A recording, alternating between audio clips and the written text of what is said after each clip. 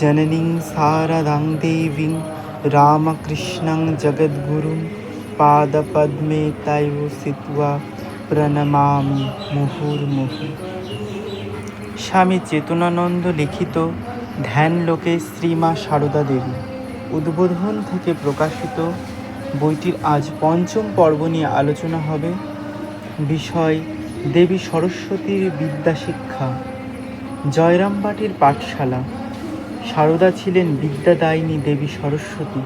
তাকে পাঠশালায় যেতে দেখলে কার না কৌতূহল হয়। আমরা অবাক হয়ে দেখি দেহধারিণী মা সরস্বতী জয়রামবাটির পাঠশালায় মাটির মেঝেতে বসে তালপাতায় নারকেলের ছোবলা পোড়ানো কালি ও কুঞ্চিল কলম দিয়ে অ আ ক খ লিখছেন ও বর্ণ পরিচয়ের প্রথম ভাগ পড়ছেন। বিদ্যাশিক্ষার ব্যাপারে সারদার আত্মকথা। ছেলেবেলায় প্রসন্ন, রামনাথ, জ্ঞাতি ভাই ওরা সব পাঠশালায় যেত। ওদের সাথে কখনো কখনো একটু স্কুলে যেতুম, তাইতে একটু শিখেছিল। পরে কামারপুকুরে লক্ষ্মী ঠাকুরের ভাইজি ও আমি বর্ণ পরিচয় পড়তুম। ভাগ্নে হৃদয় মুখুজ্জে বই কেড়ে নিলে বললে, মেয়ে মানুষের লেখাপড়া করতে নেই, শেষে কি নাটক পড়বে? লক্ষ্মী তার বই ছাড়লে না, ঝিয়ারি কি না জোর করে রাখলে। আমি আবার লুকিয়ে আর একখানি এক আনা দিয়ে কিনে আনলুম। লক্ষ্মী পাঠশালায় গিয়ে পড়ে আসতো, এসে আবার আমায় পড়াতো। ভালো করে শেখা হয়েছিল দক্ষিণেশ্বরে।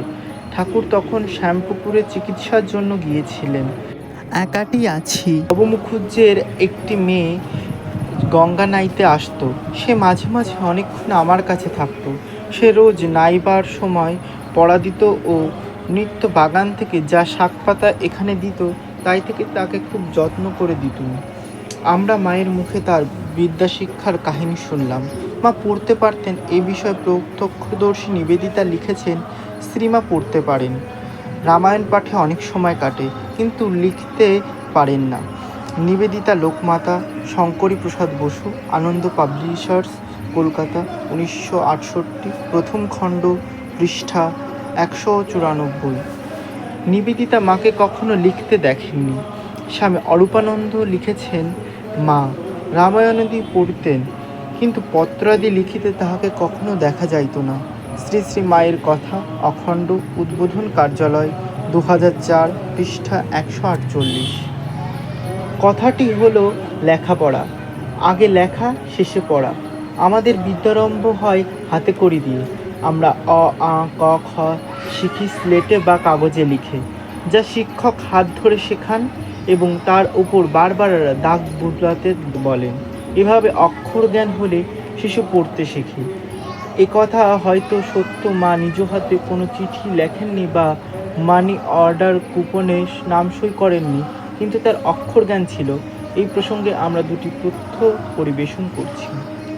প্রথম, মিসেস অলিপুলের শেষ অসুখের সময় মা নিবেদিতাকে দিয়ে একটি চিঠি লেখান, 28/7/1910, এবং নিজে মা লিখে সই করেছিলেন। এই চিঠির ফটোকপি শ্রী শ্রী মায়ের পদপ্রান্তে, 3য় খণ্ড, স্বামী পূর্ণাত্মানন্দ, উদ্বোধন কার্যালয়, প্রথম সং, গ্রন্থের 154 পৃষ্ঠায়, এবং মূল চিঠি 746-47 পৃষ্ঠায় আছে। দ্বিতীয়, শশীভূষণ সামন্ত মাতা ঠাকুরানীর স্মৃতিকথা প্রবন্ধ লিখেছেন। শ্রী শ্রী রামকৃষ্ণদেব একদিন আমার জ্যেষ্ঠ ভ্রাতাকে বলিলেন, ওরে শরৎ, তোরা তো পাঠশালায় গিয়ে লেখাপড়া শিখছিস, লক্ষ্মীকে একটু দ্বিতীয় ভাগটা পড়িয়ে দে না দেখি।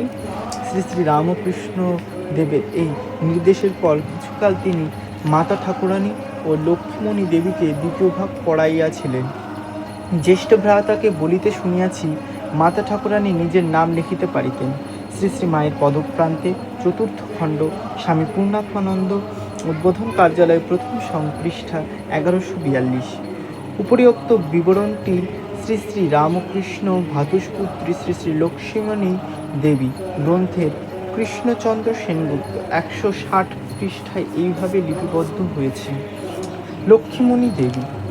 ঠাকুর বাগানের পীতাম্বর ভাণ্ডারীর 11 বৎসরের ছেলে শরৎ ভাণ্ডারীকে বলিলেন, তুই লক্ষ্মীকে ও তার খুড়িকে প্রথম ও দ্বিতীয় ভাগ পড়িয়ে দে।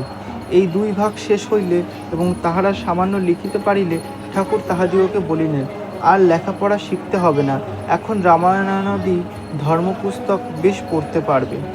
আলোচ্য প্রসঙ্গটি বর্ণনাকালে ব্রহ্মচারী অক্ষয় চৈতন্য মহারাজ তার শ্রী শ্রী সারদা দেবী গ্রন্থে পাদটিকায় লিখেছিলেন, শ্রী শ্রী লক্ষ্মীমণি দেবী পুস্তকে লিখিত হইয়াছে। ঠাকুরের ব্যবস্থায় বাগানের কর্মচারী পীতাম্বর ভাণ্ডারে 11 বছরের ছেলে শরতের সাহায্যে লক্ষ্মীদেবী এবং শ্রী শ্রী মা দ্বিতীয় ভাগ পর্যন্ত পড়িয়াছিলেন এবং সামান্য লিখিতেও পারিতেন। নিজের বিদ্যাশিক্ষা প্রসঙ্গে মা শরতের নামোল্লেখ না করায় মনে হয় তাহার সাহায্য লক্ষ্মীমণি যেমন পাইয়াছিলেন, অবসরাভাবে মা তাহা পান নাই। মা লিখিতে শিখিয়াছিলেন কি না বলা কঠিন। পরবর্তী জীবনে তাহাকে কখনো লিখিতে দেখা যায় নাই, অথবা লিখিতে জানিলেও তিনি লিখিতেন না। Shri Shri Ma Sarada Devi, Calcutta book house publication, 1100 song, পৃষ্ঠা 11। মা বিদ্যোৎসাহী ছিলেন। তিনি নিজ মুখেই বলিলেন, যদি লেখাপড়া জানতুম তাহলে অমনি করে সেই সব ঠাকুরের কথা টুকে টুকে রাখতুম। শ্রী শ্রী মায়ের কথা, অখণ্ড উদ্বোধন কার্যালয়, 2004, পৃষ্ঠা 60। পরবর্তীকালে গোয়ালপাড়ায় যুবক শিষ্যদের ইংরেজি শিখতে বলতেন যাতে তারা বিদেশিদের সঙ্গে কথা বলতে পারে। রাধুকে স্কুলে পাঠাতেন এবং অন্য ছোট মেয়েদের নিবেদিতার স্কুলে যেতে বলতুম।